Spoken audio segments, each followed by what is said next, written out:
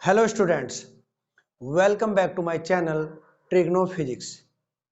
Lecture number 10 में हमने velocity time relation यानी फर्स्ट इक्वेशन ऑफ मोशन के बारे में स्टडी किया था। आज लेक्चर नंबर 11 में डिस्प्लेसमेंट टाइम रिलेशन या पोजीशन टाइम रिलेशन या सेकेंड इक्वेशन ऑफ मोशन के बारे में डिस्कस करेंगे। चलिए स्टार्ट करते हैं। अच्छा, ये इक्वेशन जो है, ये रिलेशन जो है, हम पहले एक मेथड से पढ़ चुके हैं, लेकिन यहाँ हम ग्राफिकल मेथड से करेंगे, यानी ग्राफ मेथड से। तो देखिए इसमें क्या लिखा, डिस्प्लेसमेंट टाइम रिलेशन यानी second equation of the motion equation है यहाँ पर। By velocity position time graph. By velocity position time graph का मतलब हो गया, इसमें दो ग्राफ को मैं एक ही साथ लेकर के चलूंगा। देखिए कैसे है, मान लिया कोई भी ऑब्जेक्ट है और वो जो है एक स्ट्रेट लाइन के पाथ पर मूव कर रही है। फॉर एग्जांपल ये ले लिया हमने, ये एक ऑब्जेक्ट है और ये जो है ए बी के अलोंग स्ट्रेट लाइन पर मूव कर रही है। या मैं इसको लिख देता हूं, let an object is moving along a straight line, along a straight line, कौन सी straight line, A B, with constant acceleration, constant acceleration, constant acceleration क्या है, a। क्लियर है।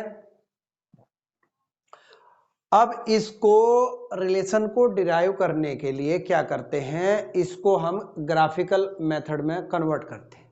अब देखिए क्या करते हैं, यहां लिखते हैं to draw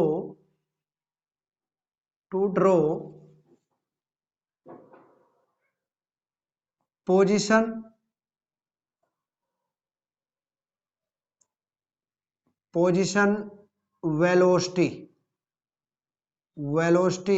time graph, time can be taken on x axis and position velocity कह दीजिए या वेलोसिटी पोजीशन कह दीजिए, velocity can be taken on y axis. देखिए जैसे इसको हम ड्रॉ कर रहे हैं, फॉर एग्जांपल हमने इसको जो है इसको ऐसे ड्रॉ कर लिया है। ये हमने यहाँ पर क्या ले लिया है, टाइम ले लिया है।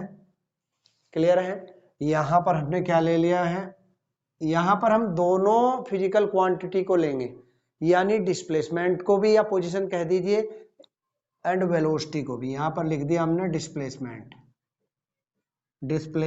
लिख दीजिए यहाँ पर, और दूसरा क्या है, वेलोसिटी। दोनों को एक ही साथ ले लिया हमने, नहीं तो हमको क्या करना पड़ता है, यहाँ दो ग्राफ बनाने पड़ते। अब देखिए क्या करते हैं, ये कंडीशन ए है, इस पर आपने एज्यूम कर लिया। चलिए यहां लिख देते हैं पहले,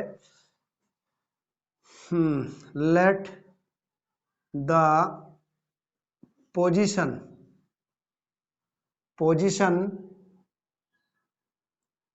वेलोसिटीज, पोजीशन से ले लेते हैं, position velocities of an object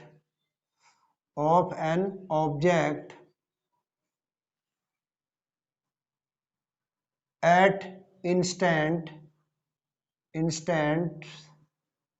कौन से इंस्टेंट पर, at t equal to 0, t1 and t2 b। क्या है, देखिए पोजीशन की बात की हमने, x नॉट ले लिया है, वेलोसिटी हो गई क्या, वेलोसिटी क्या हुई यहाँ पर u, इसी के उस अकॉर्डिंग लिख रहा हूं, जैसे यहाँ वेलोसिटी लिया u हो गई। दूसरा हो गया स्टेप हमारा, टाइम t1 पर वेलोसिटी हमने क्या ली, सॉरी डिस्प्लेसमेंट क्या लिया x1 और वेलोसिटी ले लिया है v1, एंड t2 पर क्या हुआ x2 v2। क्लियर है। अब ये हमारी जो कंडीशन है इस पर हमने ले लिया है ए को लिया 0x0 या 0u, ठीक है। दूसरे पॉइंट मान लीजिए एक पॉइंट यहाँ पर ले लिया हमने बी हो गया, यहाँ पर हमने सी कंसिडर कर लिया है। सी पर इसकी पोजीशन हमने ले ली है, यहाँ पर यहाँ ले लिया है, इसको कोई पॉइंट का नाम दे देंगे हम बाद में। चलिए ये हो गया 0x1 0v1, ये हो गया। ऐसे ही यहाँ पर हमने इसको ड्रॉ कर लिया, ऐसे इसको ले लिया यहाँ पर 0x2 और ये हो गया 0v2। क्लियर है, क्योंकि दोनों हम ग्राफ जो है सेम लेकर चल रहे हैं, इसलिए डिस्प्लेसमेंट को और वेलोसिटी को। ठीक है, यहाँ पर आप टाइम ले रहे हैं, टाइम हो गया आपका यहाँ पर t1, यहाँ पर आपका टाइम हो गया है t2। क्लियर है। इसकी जो पोजीशन है इसको हमने c कंसिडर कर लिया है। c के जो कोऑर्डिनेट बनेंगे वो क्या बनेंगे, ये बन गए t1 x1, अगर वेलोसिटी के हिसाब से लिखना है तो v1 लिख लीजिए, t1 v1। ऐसे ही यहाँ पर t2 x2 हो गया है। ठीक है, इस पर एक परपेंडिकुलर ड्रॉ कर दीजिए। ऐसे ही जो है आपने इसको नाम दे दिया है t1 0 हो गया, इसको नाम दिया p, हो गया t2 0 और इसको नाम दिया आपने q। इसको नाम दे दीजिए आप जो आप चाहें, d दे दीजिए, इसको आपने m दे दिया, इसको आपने n नाम दे दिया। क्लियर है। अब थोड़ा ध्यान देना है यहाँ पर, ये आपका ओरिजिन हो गया है यहाँ पर। ठीक है, मान लीजिए यहाँ पर अब हमें जो है डिस्प्लेसमेंट निकालना है। क्यों निकालना है डिस्प्लेसमेंट, ये हमें निकालना है डिस्प्लेसमेंट टाइम रिलेशन, यानी हम यहाँ स्टार्ट जो करेंगे डिस्प्लेसमेंट से करेंगे। क्या करेंगे, ध्यान देना है यहाँ पर। डिस्प्लेसमेंट, मान लीजिए हमें डिस्प्लेसमेंट निकालना है, ऑब्जेक्ट ए से सी पर जा रही है या सी से बी पर जा रही है या सीधा ए से बी पर। तो देखिए अगर हम ए से सी की बात करेंगे तो डिस्प्लेसमेंट होगा हमारा ये वाला, ये इतना डिस्प्लेसमेंट होगा, क्योंकि डिस्प्लेसमेंट हमने वाई एक्सिस पर ले रखा है, इसलिए ये वाला डिस्प्लेसमेंट होगा। और अगर हम सी से बी की बात करें तो हमारा डिस्प्लेसमेंट ये होगा बी डी। क्लियर है। तो हम कोई भी डिस्प्लेसमेंट ले सकते हैं, ये इस पोजीशन के लिए ले तो ये डिस्प्लेसमेंट, इस पोजीशन के लिए ले तो ये डिस्प्लेसमेंट, और अगर पूरी पोजीशन के लिए तो ये पूरा डिस्प्लेसमेंट होगा। तो हम करते क्या है, हम इसी पोजीशन के लिए ले लेते हैं। तो जब इस पोजीशन के लिए लेंगे तो डिस्प्लेसमेंट ये होगा। तो यहां पर लिख देते हैं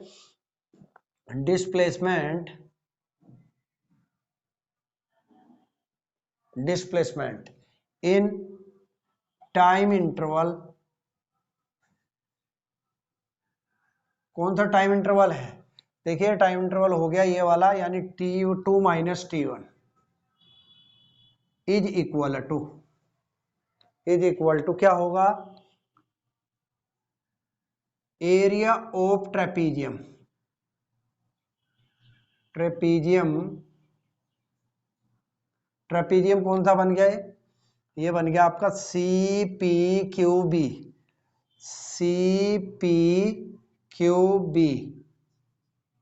इन, चलिए इसको इधर लिख देते हैं, in time interval t2 minus t1। ये देखिए ये थ्योरम जो है, ये वाला जो रिलेशन है कि जो डिस्प्लेसमेंट होता है वो एरिया के इक्वल होता है, ये हम पीछे के ग्राफ में पढ़ चुके हैं। तो वही वाला स्टेप हमने यहाँ यूज किया कि जो डिस्प्लेसमेंट है वो एरिया के इक्वल है। किस एरिया के, जो भी एरिया ये कवर कर रहा है। देखिए हमारा टाइम इंटरवल क्या है, t2 t1। इस इंटरवल में ये डिस्प्लेसमेंट हमें निकालना है, यानी यहाँ से यहाँ ऑब्जेक्ट चली गई, ये डिस्प्लेसमेंट निकालना। तो ये डिस्प्लेसमेंट इस एरिया के इक्वल होगा जो इस टाइम इंटरवल में कवर अप हुआ है। ठीक है, तो अब देखिए एरिया निकालते कैसे हैं। अब ध्यान देना, डिस्प्लेसमेंट क्या हुआ t2 माइनस t1 में, डिस्प्लेसमेंट तो हो गया आपका BD is equal to area of trapezium.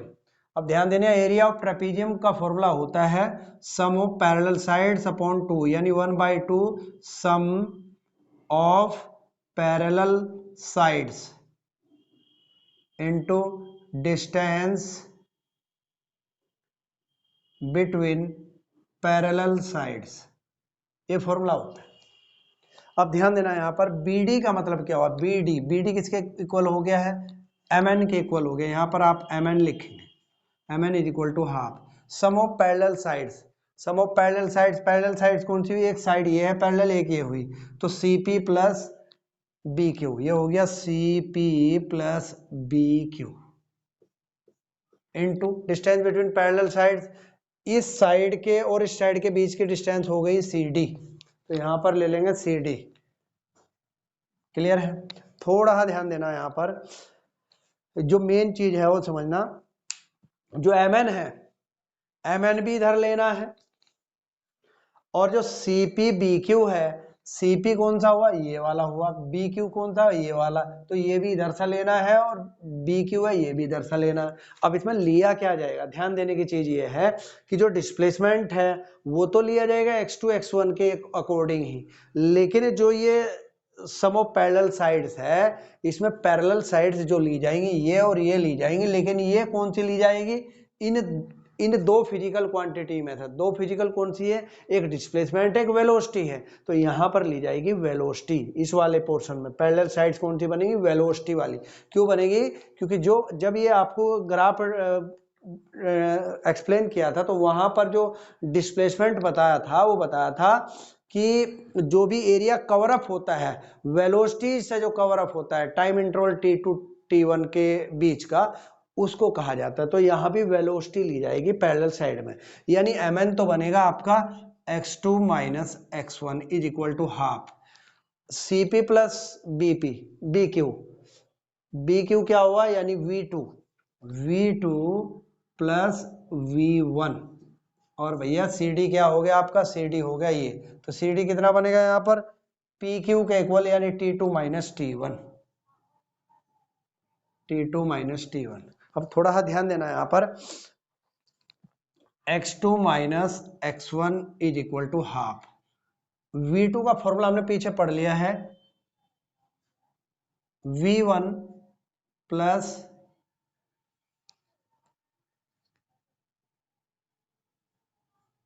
देखिए V2 का फॉर्मूला लिख रहे हैं, V1 plus T2 minus T1, sorry T2 minus T1, यानी ये वाला फॉर्मूला पढ़ा हमने V2 का, पीछे पढ़ा था उसको यूज कर लिया, प्लस V1 आपका एज इट इज है, और भैया ये T2 माइनस T1 जो का, ठीक है, ये वाला फॉर्मूला अप्लाई कर दिया मैंने। चाहे आप लिख भी सकते हैं साइड में, since V2 is equal to V1 plus T2 minus T1, ये आपने पीछे पढ़ लिया, वो वाला यूज किया है। क्लियर है? अब इसको सिंप्लीफाई करते हैं, ये हो गया x2 minus x1 is equal to half, ये 2V1 हो गया, ये हो गया half 2V1 plus T2 minus T1, और ये आपका T2 माइनस T1 जो है ये आपका एज इट इज। क्लियर है?